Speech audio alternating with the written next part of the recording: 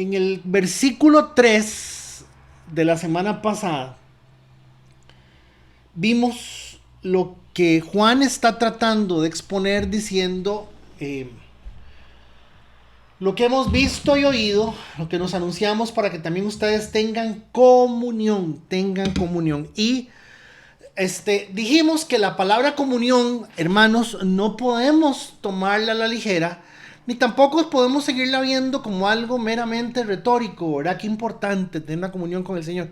Realmente no se puede. Y lo que tenemos que entender de alguna forma, véanlo aquí, lo que tenemos que entender de alguna forma es que la palabra comunión nos dice que una cosa es conocer a Dios. Eso es saber, es tener una información de alguna manera. Ya es un gran paso, ¿verdad? Y no estamos subestimando eso. Pero sí estamos tratando de decir que algunas personas se quedan o nos quedamos simplemente con conocer a Dios. Y eh, no sé si se dieron cuenta de la situación que se presentó ayer, ayer o hoy, creo que fue hoy en la mañana, hoy temprano, con el entierro de esta señora apellido, creo que es Calero. Parece ser que esta gente de este grupo, es que hasta mencionarlo es malo, por Dios. Y la señora está muerta y llevan el féretro y las cosas al entierro, a la iglesia, lo que llaman ellos la iglesia. Y como no pagaron no, porque no pueden, porque son gente de necesidad, no les abrieron la puerta, ¿verdad? Ni les dejaron, bueno. Y parece que hubo que hacer otra cosa, un arreglo ahí para poderlo hacer. Algo terrible, algo terrible. Esto es terrible, hermanos. Este tema del asunto de la plata, y de la prosperidad. Nosotros tenemos cosas bien malas, hermano, terribles. Olivo Verde está mucho de tener 1 hora al año, 2 horas al año como iglesia delante de Dios. Yo quiero reconocer eso con ustedes. Pero por Dios, o sea, no abrirle la puerta a una persona que lleva con su familia, porque no han pagado una miseria. Cualquier plata es una miseria. Es problemático todo esto. Y lamentablemente les estoy diciendo que al conformarnos con la idea de saber,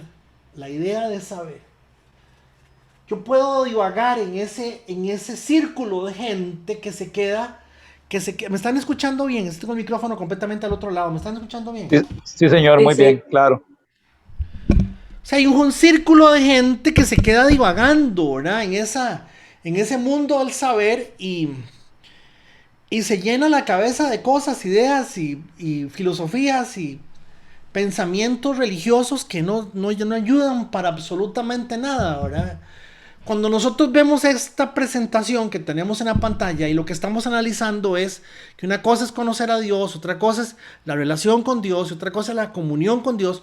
Cuando estamos tratando de analizar estas cosas, genuinamente lo que estamos tratando de hacer de alguna forma es haciendo una diferenciación entre el hecho de que hay una opción más, de que yo puedo irme un poco más allá. Y la gente, me hace mucha gracia porque la gente siempre dice, pero es que yo estoy bien. O sea, usted está hablando, como me dijo una vez un pastor allá en la zona de Guapiles, por el lado de don David Carrillo. Me dice, es que usted está hablando algo que yo ya lo sé.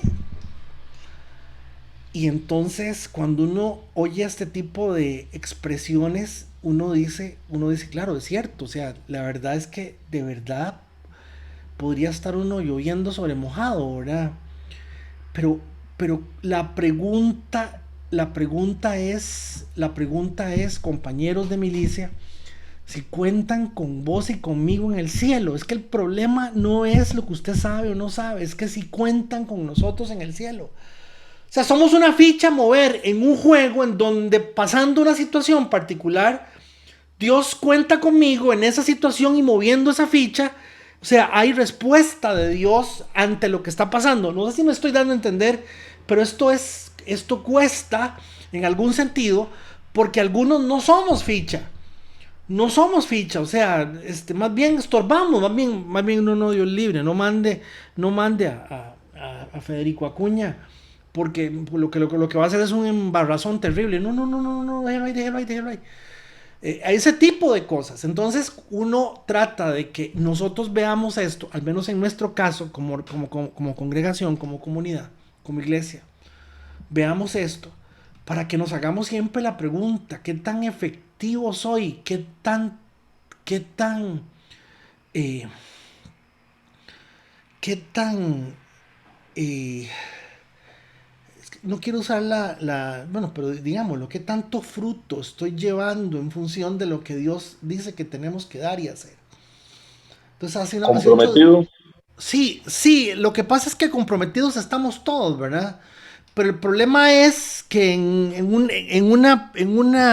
les decía esto del asunto de la iglesia, de este grupo que hoy en la mañana, porque me llamaron a mí para preguntarme que si yo habría, por supuesto, ábranlo, lleven el féretro a la iglesia. Pero yo creo que lo resolvieron y lo hicieron ahí, no sé qué hicieron, no me llamaron más.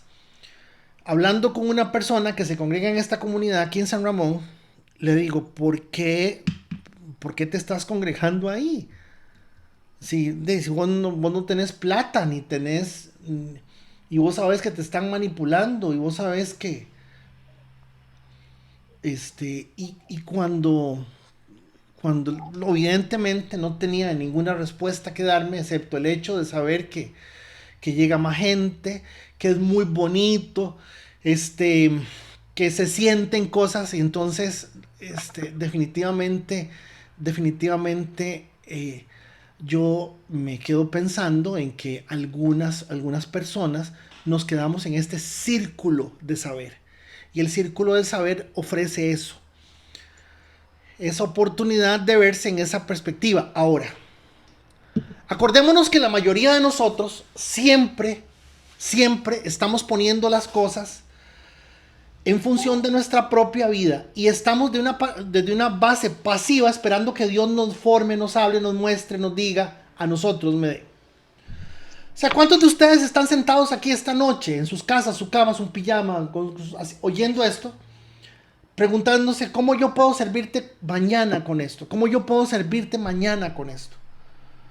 ¿De qué me servirá a mí esto para yo poder servir a Dios efectivamente? Esa es la pregunta que de alguna forma yo quisiera que analicemos porque es una de las preguntas que tenemos que hacernos. Entonces hace 8 días vimos esto. Vimos que una cosa es saber, otra cosa es la relación, ¿verdad? Otra cosa es la relación. ¿Y qué es la relación? Que hay un contacto, ¿verdad? Que hay un contacto, que hay esa experiencia personal linda, bella, pero véanlo, es una relación y eso sí, ¿verdad? Mientras, mientras ayer hablando con una persona, por mensaje de texto, en un momento de la conversación, yo tuve que decirle a la persona un asunto ahí que creo que fue directo y se lo dije a la persona, y lo hice no porque yo quería demostrarle lo sincero que soy o lo carga que soy, sino porque era importante decirle eso por la afirmación que la persona me estaba haciendo. Y entonces le hago la afirmación y me dice Ignacio, papi, ¿estás hablando con alguien? Y yo, sí. ¿Pero qué pasó, papá? Me dice, no, es que no te preocupes, la persona ya no me va a hablar más. Por supuesto que no me va a hablar más. ¿Por qué? Porque en el momento en que la persona es confrontada, Carlos, Steven, Federico, en el momento en que sos confrontado y que sos un repugnante y que solamente querés ver las cosas como querés verlas vos, o querés ver lo que querés ver, o querés ver lo que pasó en el pasado y no querés ver lo que Dios está haciendo ahora, por Dios, como usted quiera plantearlo, es complicadísimo porque la persona se ve confrontada y entonces empieza a tratar de evadir el hecho de saber que hay algo ahí que necesita hacer. Entonces, la confrontación dice, si llegas al punto de una relación que te lleva un paso más allá, tercer nivel, tercer punto, es el punto de la comunión. Y el elemento común de la comunión, lo que hace que la comunión sea comunión con Dios, es la obediencia. Vimos hace 8 días textos que nos llevan a analizar ese tema de la comunión con Dios y simplemente lo que nos pone en comunión con Dios es tratar de esforzarnos por ser obedientes, por lograr esa obediencia y sobre todo por lograr agradar a Dios, no por el hecho de que este, si, si hago lo que la otra persona quiere, pues se siente bien por verme que estoy haciéndolo, pero no lo estoy haciendo de corazón y eso es lo que de alguna forma es complicado. Hace 8 días también para los que se están integrando, vimos que el Espíritu Santo es o se mueve en tres esferas en nuestra vida. Vimos que el Espíritu de Dios tiene tres áreas y trabaja con nosotros en tres áreas. En la percepción, en la comunión y en la identidad. Esto lo vimos hace 8 días. Esto lo desarrollamos hace 8 días. El Espíritu Santo nos permite percibir ahora. La percepción del Espíritu Santo no es un estado místico, porque si fuera un estado místico únicamente los más espirituales o los más rezadores o los más ayunadores o los más lectores, no sé qué forma de decirlo, serían los únicos en capacidad de poder,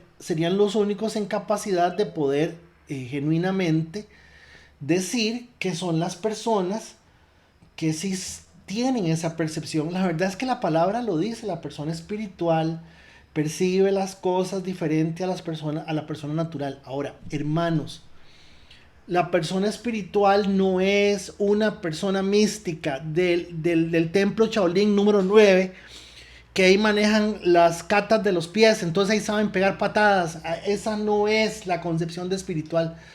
La concepción bíblica de la espiritualidad es una mente simplemente inundada, retomada, tomada, llena de la palabra de Dios en un sentido práctico.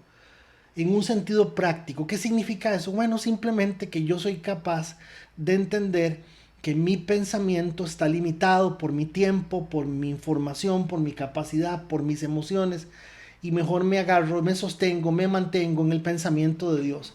Eso es lo que genuinamente Dios quiere mostrarnos. Esto lo vimos hace 8 días. Vimos que el Espíritu Santo nos lleva a un estado de comunión, donde ese estado de comunión nos dice y véanlo aquí porque sí quise salvar un texto que no lo pudimos ver la semana pasada y que me parece sencillamente un texto que nos aclara muchísimo de lo que, a ver, está cortado, no está bien, ¿verdad? Está completo. Noten cómo empieza el texto de Ezequiel 36:26.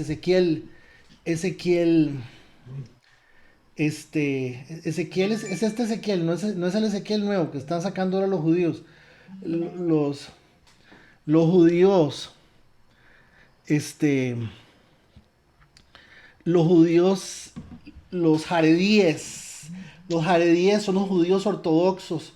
Se encontraron un muchacho de 32 años que, que tiene condiciones para ellos de ser una persona que pueda servir como Mesías, según lo que ellos dicen, ¿verdad? Y la gente está como loca, las redes sociales están vueltas locas diciendo que los judíos lo coronaron Mesías. Eso no es cierto. Simplemente para los judíos, para los jaredíes, la única persona que podría coronar al Mesías es el profeta Jeremías. Ahí sí está don Luis Cordero, ahí ayúdenme, no recuerdo si era Jeremías o Isaías, alguno que se acuerde de eso también. Entonces, pero están vueltos locos, hermanos, vueltos locos con que llegó el anticristo, que es el anticristo, y bueno, Ezequiel, Ezequiel capítulo 36 verso 26. Dice que yo les daré, Él es quien nos dará un corazón nuevo. Y pondré, don Luis Cordero mencionaba la semana pasada, pues siempre se entiende que el ser humano tiene un espíritu que está muerto, pero que tiene espíritu, ¿verdad? Les comentaba que yo tengo un pensamiento un poco más agustiniano y un poco más judío en ese sentido. Yo creo que el ser humano nace sin el espíritu. Y que cuando la palabra hace referencia, porque eso es uno de esos textos, y aquí sí habla de que le pondría un espíritu nuevo, para poner un espíritu nuevo hay que tener un espíritu viejo. Y entonces, Hay bastante discusión muy bonita, por cierto, sobre este tema, sobre esta condición tripartita, en el cual realmente la condición tripartita únicamente se alcanza en el momento de la, de la salvación, ¿verdad? Este es un análisis muy interesante y el aporte que se hizo la semana pasada planteaba don Luis Cordero que él pues ve siempre la palabra enfocando al hombre como un espíritu, aunque está muerto, es espíritu. Y noten que dice, les daré un corazón nuevo y pondré un espíritu nuevo dentro de ustedes. Quitaré de ustedes el corazón de piedra y les daré un corazón de carne. Entonces siempre estas cosas, la pregunta es si esto se está cumpliendo, esto es así. Dice 36:27, pondré dentro de ustedes mi espíritu y haré que anden en mis estatutos. O sea, la condición de comunión únicamente se expresa en tanto se dé la obediencia. Dentro de ustedes mi espíritu y haré que andemos en mis estatutos y que guardemos mis preceptos y los pongamos por obra. Esto es algo realmente muy lindo porque aquí dice algo, hermanos, que si le ponemos atención es un asunto, ¿cómo lo digo?, delicado. Aquí no dice que cualquier persona puede seguir a Dios. Aquí dice lo contrario. Aquí dice que solamente a quien Dios le ha dado un corazón nuevo, un espíritu nuevo, y le ha quitado el corazón de piedra, y le ha puesto un corazón de carne, perdón, dice, pondré dentro de ustedes mi espíritu. Noten que el versículo 27 está totalmente supeditado a que pase lo que dice el versículo 26. ¿Sí lo están viendo? O sea, noten que dice, pondré dentro de ustedes mi espíritu y haré que andemos en mis estatutos y que guardemos mis preceptos. Ahora, esto es todavía, vamos a un segundo nivel. Esto no está hablando de una nueva forma de aprender y es ahí, opa, opa, se fue la luz. Opa. Hola, ¿están ahí Señor, todavía? estamos aquí, sí, y vos estás en línea todavía. Sí, hubo un corte, pero no, estás todavía en línea. Uy. Hermanos, estamos en un segundo nivel y el segundo nivel dice que si es Dios quien va a poner dentro de nosotros su corazón, su espíritu, para que nosotros andemos, eso va a ser algo como lo que no, naturalmente en nosotros se produce el acto en sí mismo de la vida, la experiencia de conocer las cosas. Ojo con esto. Notemos que el texto lo que está diciendo es que Dios en nosotros produce lo que Dios quiere que Él vea en nosotros y nosotros vivamos lo de Él. Es que la religión enseña otra cosa. La religión enseña, por lo menos a mí se me fue el internet, todavía estoy conectado.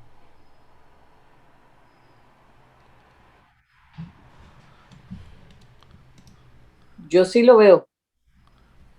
Y, ok, ¿y me están escuchando? Sí, señor. Bueno, porque la cosa es ese reseteo, ahí está apagado todo. O sea que esto Es técnicamente es... que a mí me sacó el tirito. ¿Será que esto es un milagro? ¿Ah? Porque todo eso está apagado y aquí se ve, aquí están oyendo y todo. Pues va a ganar Cartago entonces. Noten que dice, pondré dentro de ustedes mi espíritu y haré que anden en mis estatutos y guarden mis preceptos y los pongan por obra. Lo segundo no es consecuencia de un nuevo aprendizaje, no, es consecuencia del proceso de Dios en cada uno de nosotros. Y eso es lo que de alguna forma cuesta entender. Caemos hoy en el 5 y en el 5 dice así, este es el mensaje que hemos oído de él 3 veces en el libro de Juan. 3 veces en el libro de Juan, Juan hace esta expresión, este es el mensaje que hemos oído de él. Y les anunciamos, Dios es luz y no hay ningunas tinieblas en él. Verso 6. Si decimos que tenemos comunión con Él y andamos en tinieblas, mentimos y no practicamos la verdad. Lógicamente, vemos el texto primero, ¿verdad? Y, y noten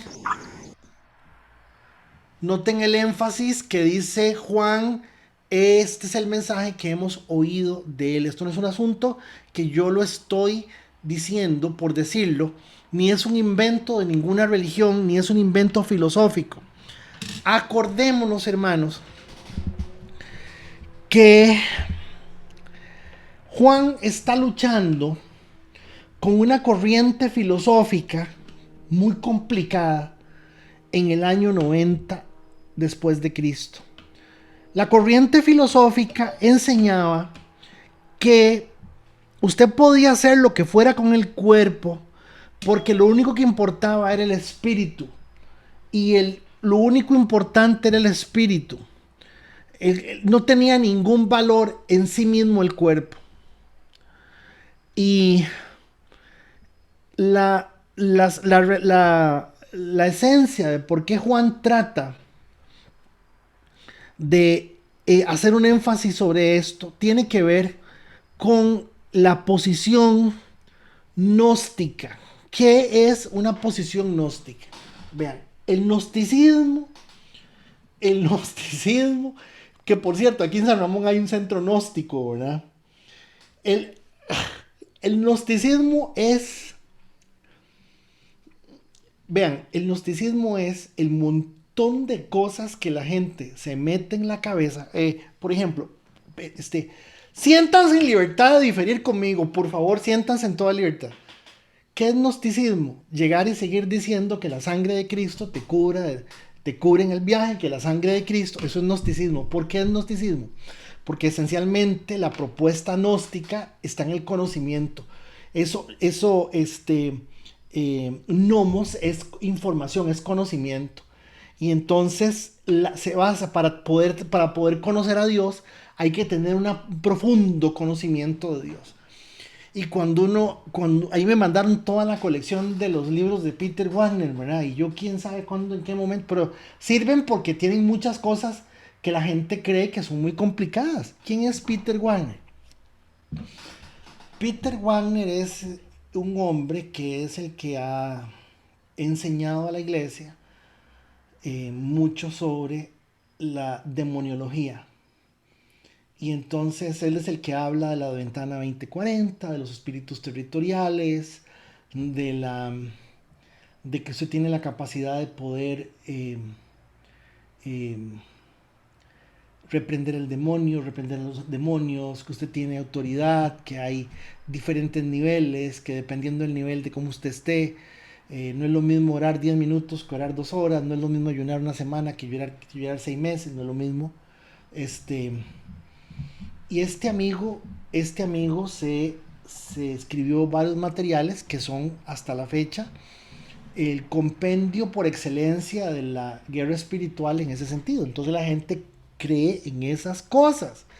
La gente cree que el diablo le habla al oído. Entonces, cuando pasó el huilón, ¿verdad? Y el diablo me dijo, uy, vea qué barba. Y, uy, es el Satanás. No, ningún Satanás.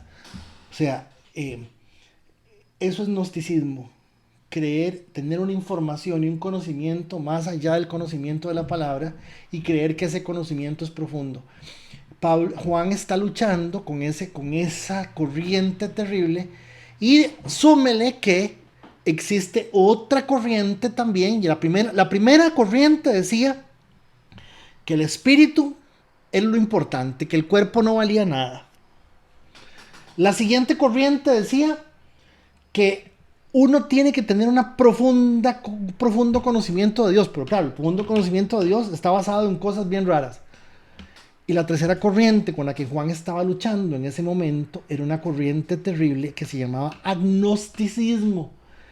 ¿Y quiénes son los agnósticos? Los agnósticos son la gente que dice que no conocen a Dios, que no lo pueden conocer, que nadie puede conocer a Dios porque no tiene la suficiente información y no se puede, y así no es. Y un poquito también se refleja mucho agnosticismo hoy porque la gente se queda en una posición agnóstica.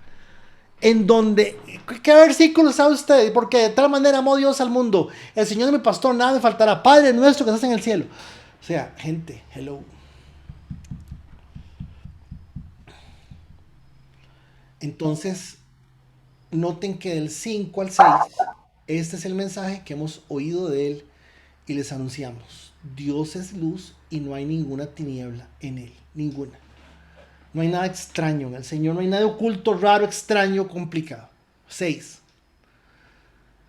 Si decimos que tenemos comunión con Él y andamos en tinieblas, mentimos y no practicamos la verdad. Sobre este tema, sobre este mismo tema, Juan dedica casi 3 versículos. Entonces, ¿qué es lo importante? Tal vez no decir que es lo importante, esto del siempre de estudiar el texto verso por verso, no significa sacar lo importante del texto, sino pues encontrar en el texto qué aplicación y qué es lo que el Señor nos quiere mostrar. El énfasis de Juan es, la gente va a preferir siempre lo oculto, lo raro, lo misterioso, lo complicado, lo difícil. Por naturaleza la gente va a preferir más lo oculto que la luz. Siempre, siempre, siempre. Todos somos así. Les decía hace 15 días, acuérdense, cuando vean ustedes cosas, es un dicho, pero me gusta porque de alguna forma refleja que uno no puede confiar. Lo bueno que ustedes vean en mí es de Dios y lo malo que ustedes vean de mí es Federico. Punto. Esa es la realidad de todos los seres humanos. Entonces dice, noten, la luz del mensaje del Señor no son, la luz del mensaje no son buenos consejos, la luz del mensaje no son buenos consejos personales. No estamos hablando de bonitos consejos personales, vean, no sea así, pórtese bien. No, hermanos, estamos hablando que la luz del mensaje del Señor es la oportunidad de no pensar como todo el mundo piensa para no actuar como todo el mundo actúa. ¿Sí me estoy comunicando? O sea, la luz, en medio de la luz, cuando vemos luz y tenemos luz, uno dice, ¿para qué más luz? Bueno, porque por más luz que tenga, sigo siendo cerrado, siguen gobernando sobre mí, mis emociones y un montón de cosas más. Pero tengo una salida, un portillo, y la salida del portillo es darme la oportunidad, atención, damas y caballeros, darme la oportunidad de creer, de entender, de más o menos pensar que a lo mejor yo ni lo sé todo, que pueda que esté equivocado o muy equivocado, que me falta mucho, que todo lo que he logrado hasta hoy no es otra cosa más que la viva y pura manifestación de mi egoísmo. Sí me estoy dando a entender. Vean el texto que sigue. Vean el texto que sigue. No sé si alguien quería decir algo. Siempre me... Véanlo. Hasta que no seamos capaces de reconocer la oscuridad en que se vive, es muy difícil entender esto. Y al decir la oscuridad en que se vive, nos estamos refiriendo a que lo único bueno, sano, permanente, real en nosotros es lo de Dios. Es lo de Dios. Entonces, cuando yo les digo a ustedes, el Señor dice que es luz, ustedes me dicen que amén, pero nadie me entendió. ¿Por qué? Porque lo que el Señor está diciendo es que ni siquiera lo que nosotros entendemos por luz es lo que es necesario. Y yo no puedo ponerme a decir que ahí vi que entró Graving, un segundo, porque yo no tengo en este momento, perspectiva de Zoom. Aquí lo tengo, Zoom. Hijo, somos 35, no sabía. Sí, señor, 35. Hermanos, yo no puedo decirle a Esmeralda, a Giselulate, a Doña Eli, yo no puedo decirles que a usted le falta luz porque usted no está viendo las cosas. Es que yo quiero que usted note que el texto no dice que soy yo el que dice. El texto lo que dice es que es el Señor quien dice, véalo. Si decimos quien yo, que tenemos comunión con Él y andamos en tinieblas, mentimos y no practicamos la verdad. Y claro, andar en tinieblas tiene que ver con el pecado, por supuesto que sí. O sea, no vamos a llamar a lo bueno, a lo malo bueno, ni a no. Se habla de pecado. Pero es que estar en tinieblas también tiene otra connotación, y es que la palabra no es luz en mi vida, porque yo sigo pensando a través de mi razonamiento, yo sigo usando mi propio razonamiento, y mi razonamiento, acuérdense que nosotros los seres humanos, que hemos sido formados en una escuela y un colegio de alguna manera, que tenemos alguna formación, pensamos que somos buenas personas. Entonces el nivel de tinieblas aquí no está solamente en quedarnos en el hecho de decir que el borracho está en tinieblas, pero yo no estoy en tinieblas porque yo no veo guaro, yo no soy así. Y es eso, hermanos, lo que de alguna forma tenemos que verlo con una reflexión seria, profunda en ese sentido. Dos, dentro de la presentación de Juan, de su carta, él irá haciendo afirmaciones breves. Dios es luz, Dios es vida, Dios es espíritu, Dios es amor. Él hace a la hora de escribir, por eso es que esto es un sermón más que una carta. Él hace este tipo de afirmaciones porque son afirmaciones categóricas. Vean, cuando ustedes vean estas afirmaciones, son afirmaciones que hay que inmediatamente aplicarlas a la vida y decir, bueno, Dios es luz para mí, es vida para mí, es espíritu, es una necesidad inmediata de aplicarlo a la vida, de consultarlo, de hacerme la pregunta. Dice, en Él no hay tinieblas, en Él no hay cambio. Me estoy comiendo las palabras. No hay cambio, no hay retractación, en Él no hay tinieblas. Entonces, se está refiriendo a que lo malo no procede de Dios, en Dios no hay pecado, estamos claros, pero también está diciendo que Dios sabe todo, Dios lo conoce todo, y nos está diciendo es que no hay tinieblas, no hay oscuridad, no hay algo que Él no pueda conocer o manejar. Avanzo. Véanlo, reafirma lo del 6, reafirma lo del 6 y dice, pero si andamos en luz, como Él está en luz, si andamos en luz, como Él está en luz, entonces nos da realmente son cuatro cosas. Sí, nos da cuatro cosas, cuatro. Pero si andamos en luz, como Él está en luz, tenemos comunión unos con otros, y la sangre de Jesús, su Hijo, nos limpia de todo pecado. ¿Por qué si andamos en luz tenemos comunión unos con otros? Porque yo no estoy viendo a ver qué tan bien o qué tan mal me puede caer Adolfo, o qué tan bien o qué tan mal me puede caer David. Yo no estoy en eso, hermanos. Yo no estoy en eso, o sea, la repugnancia del otro hermano puede ser la bendición para mí. Lo entiendo así, de ahí no, porque es que yo no quiero entenderlo de esa forma.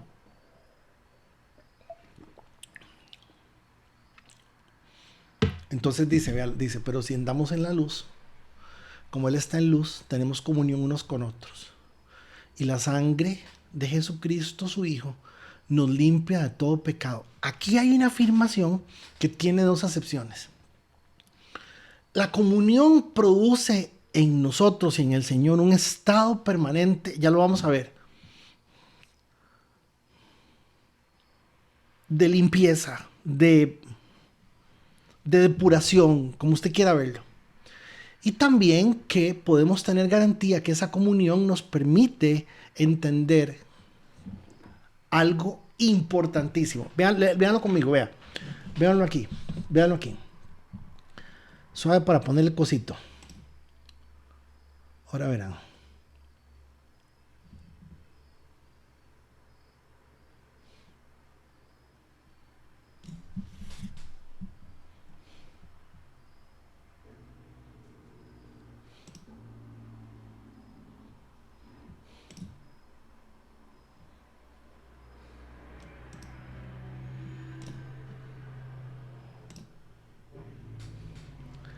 Bien interesante.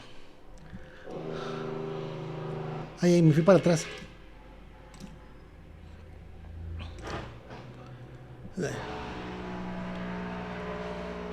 Pero si andamos en luz como Él está en luz. Ah, no, no se ve, no se ve él. Yo pensé que se estaba viendo. Yo pensé que se estaba viendo. Aquí. Ahí sí, ahora sí se ve. El cosito. Aló, ¿qué se hicieron todos? Todavía no, Fede, todavía no. No Yo se sí ve lo nada veo, sobre, yo sí lo veo. Sí. sobre. Ok, ok. Ok. Pero si andamos en luz, como Él está en luz, tenemos comunión unos con otros. Y la sangre de Jesucristo nos limpia de todo pecado. Ven que aquí hay algo ambiguo. Dice que andamos en luz, ojo, que andamos en luz como Él está en luz. Genial. ¿Quién dice? Nosotros. ¿De quién está hablando? ¿Quién es el sujeto? Nosotros. ¿Lo están viendo? Noten que andando en luz, hermanos, dice andando en luz, tenemos comunión con los unos a los otros, pero no dice que que no vamos a dejar de pecar. ¿Sí lo están viendo? O sea, noten que es algo bastante claro de la realidad de cómo Dios nos ve. Por eso es que inmediatamente dice, ven, ustedes andan en luz, como Él está en luz, tenemos comunión los unos con nosotros, pero dice, estando en esa comunión, la sangre del Señor Jesús nos limpia de todo pecado. Verso 8. Vean que inmediatamente Él hace alusión a exactamente ese punto. Si decimos que no tenemos pecado, nos engañamos a nosotros mismos y la verdad no está en nosotros. ¿Cuándo usted y yo decimos que no tenemos pecado? Cuando nos preguntan, no, hermanos. Ninguno de nosotros se levanta en la mañana a decir, Señor, perdóname por mis pecados, estoy empezando el día. O sea, este es el punto, es reconocer permanentemente de que casi que cualquier cosa que nosotros hagamos puede violentar lo que Dios dice que Él es, que nosotros somos, que puede violentar su naturaleza en nosotros. O sea, yo quiero que usted esta noche me capte, me entienda que aquí no hay ninguna persona buena, así sea mayor, así sea menor, no hay nadie bueno, dice el texto. Que lo que hay son personas que logran reconocer todos los días, a cada rato, que constantemente estamos afectando nuestra propia vida por causa del pecado. Y que aun cuando decimos que no tenemos pecado,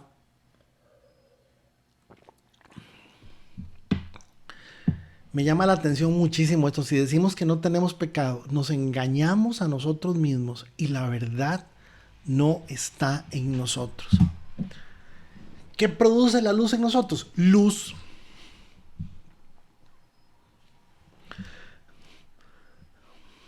No puedo pensar como siempre pienso. No puedo entender como siempre entiendo. No puedo ver las cosas como siempre las veo. ¿Qué produce la luz en nosotros? Comunión con las otras personas. ¿Por qué comunión con las otras personas? Porque ahí dice Juan 1:7, pero si andamos en luz como Él está en luz, tenemos comunión los unos con nosotros y todos nos vamos a llevar bien, a respetar y nos vamos a ver. No, está hablando de pecado inmediatamente, nos está diciendo que es casualmente la condición que se requiere y es la condición de que Dios me está procesando a mí, igual que a Gravin, igual que a Adolfo, igual que a Cari, igual que a Giselle, igual que a cualquiera.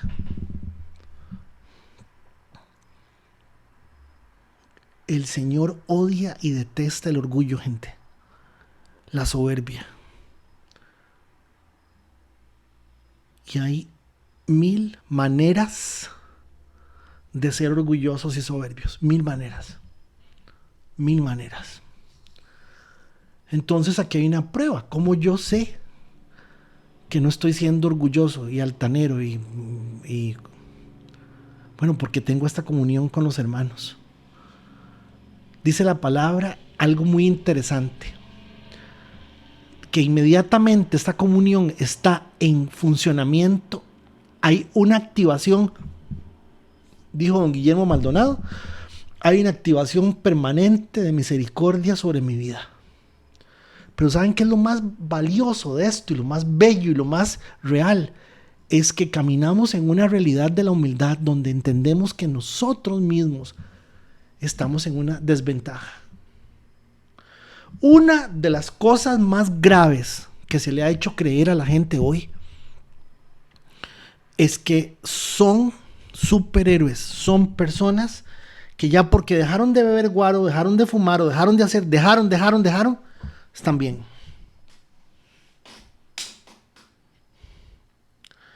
Y eso es grave, falso. Porque ese es el resultado, lo estamos viendo. El efecto de la luz en nosotros, que son 4 cosas: luz, comunión, misericordia, humildad. Ve el 9. Ve el 9. Ve el 9. Esto es una joya.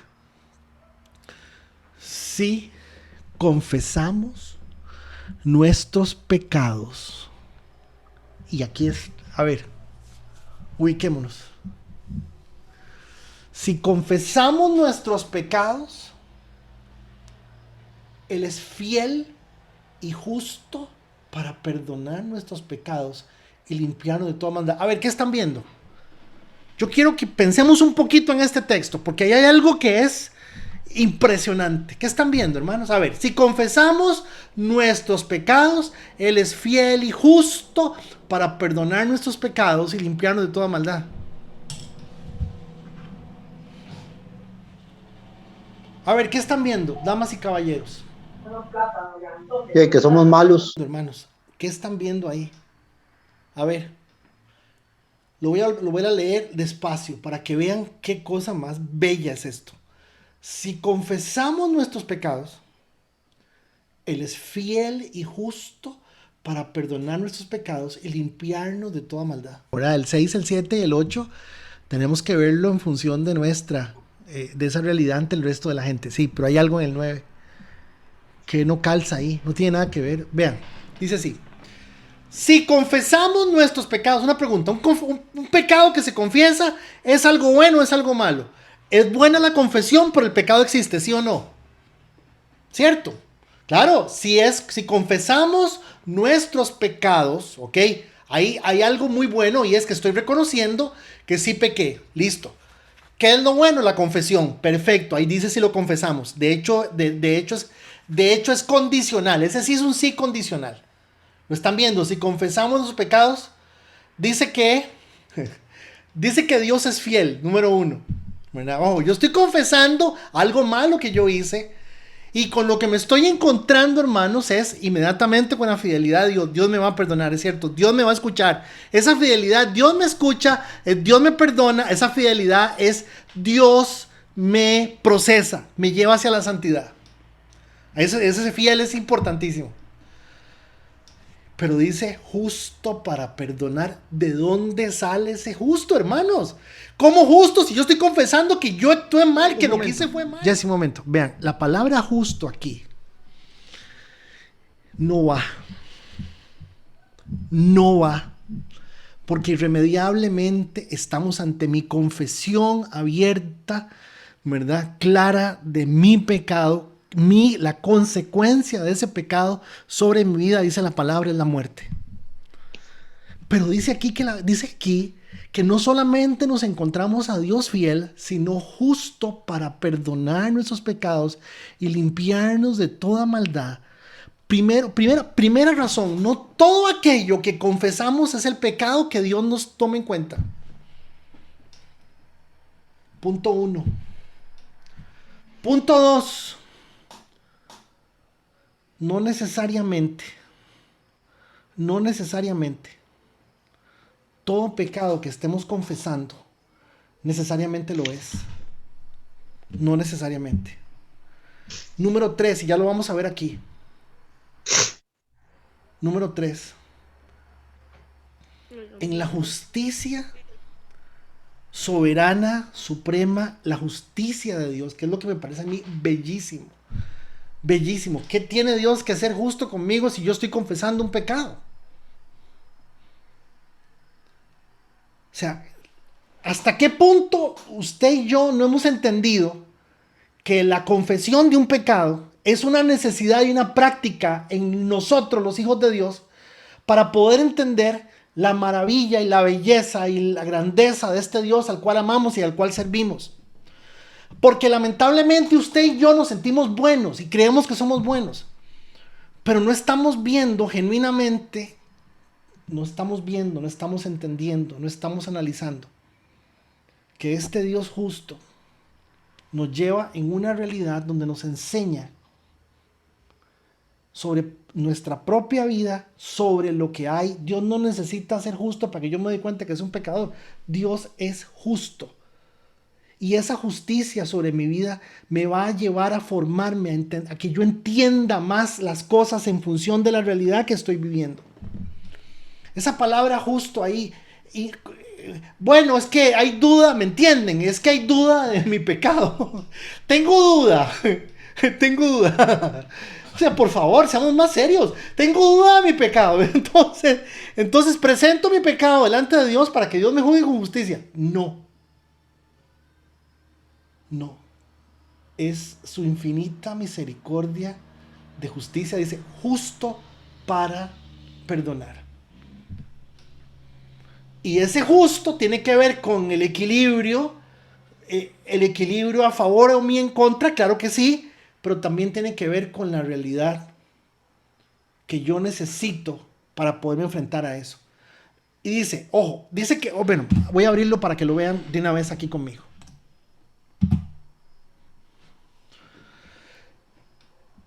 Cuidado con esto. Tengan criterio para leer esto. Aquí dice confesar pecados. Confesar pecados no es enlistar pecados. Confesar pecados es estar de acuerdo con Dios en que yo le estoy fallando a Dios. Una pregunta, ¿cuál pecado que cometemos Dios no lo conoce? El problema, hermanos, es que no lo hacemos. El problema es que usted, por favor, véame. Usted y yo pensamos que somos buenos, que yo no necesito confesar pecado, yo no me someto a la justicia de Dios, yo no me someto a la misericordia de Dios, pero yo sí quiero la bendición de Dios y yo sí quiero la plata y la salud y los huilas bien cachetones y alentados y el giro el 15. Pero noten que confesar pecados me gustó muchísimo. Estoy estudiando junto con dos materiales más, estoy estudiando un comentario bíblico de Calvino. Perdón, de Calvino no, de Martín Lutero. Me parece fascinante porque él dice, ¿qué le vamos a decir nosotros a Dios si Dios ya supo cómo íbamos a estar nosotros ante lo que hemos hecho? Entonces yo quiero que ustedes vean, número 1, confesar pecados no es enlistar acciones. Confesar pecados es reconocerle a Dios que Él tiene razón de que nosotros somos pecadores, vamos a estar pecando siempre y que necesitamos de su justicia y su misericordia, porque hay cosas de nosotros que nosotros no conocemos de nosotros y son terriblemente, absolutamente ofensivas para Él. Gracias a Dios por las cosas que de alguna forma reconocemos. Gracias a Dios que nos aplica la justicia sobre su misericordia o en su misericordia. Porque si por pedir perdón por algo, como dice Ignacio, le dijo, mi amor, o sea, ayer se levantó, eran las 11 de la mañana y el amigo estaba dormido. No puede ser. Le digo, papá, lo siento mucho, estás castigado. ¿Cómo te vas a levantar a las 11 de la mañana? Papi, pero yo, dice, es la segunda vez en un mes que me levanto a las 11 de la mañana. Me dice, además, dice, yo me levanté a las 8:30, pero salí del cuarto hasta las 11. O sea, esa justificación, nada que ver, o sea. Vean. Notemos que una cosa es el perdón y otra cosa es la limpieza de la maldad.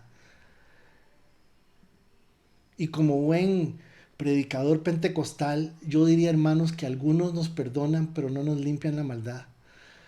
para decirlo así bien bonito, lo que pasa es que la promesa es permanente.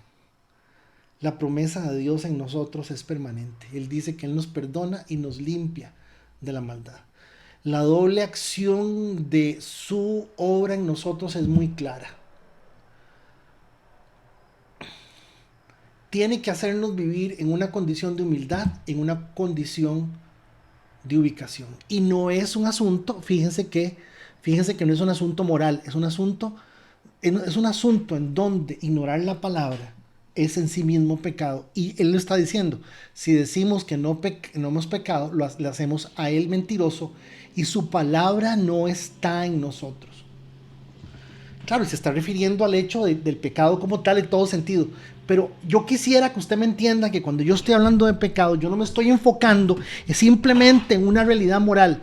Me estoy enfocando en todo lo que podríamos usar y decir que es pecado en mi vida, pero también en todo lo que la palabra de alguna forma dice que no estamos haciendo para agradar a Dios. Y ojalá esto me lo entiendan, porque esto es lo que más nos cuesta entender. Entonces ahí les dejo de tarea ese análisis de si confesamos nuestros pecados. Perfecto, ahí está claro. Ponga mi pecado delante de Dios. Dice que Él es fiel y justo. ¿Cómo justo? Steven, vos sos abogado. Si yo me paro en el estrado y le digo al juez, soy culpable, ¿qué hace el juez, Steven? Confesión de parte, relevo de prueba. ¿Hay o no hay juicio? Bueno, te digo, confesión de parte, relevo de prueba, ya no es necesario ninguna otra, porque si la persona reconoce que cometió el delito,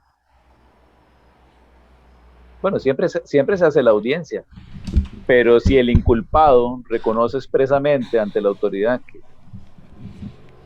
de que fue él, y además de eso, las demás las demás pruebas lo incriminan, comprobado el hecho. Ese justo de ahí, bueno, he llorado, me sacó lágrimas. O sea, justo. ¿Por qué justo? Si le estoy diciendo, sí, Señor, aquí está la listica, aquí está mi confesión pública, abierta. Bueno, pública lo dice uno en el sentido de lo que está tratando de decir. Pero hermanos, es clave, este detalle es clave. No quiero atrasarlos más.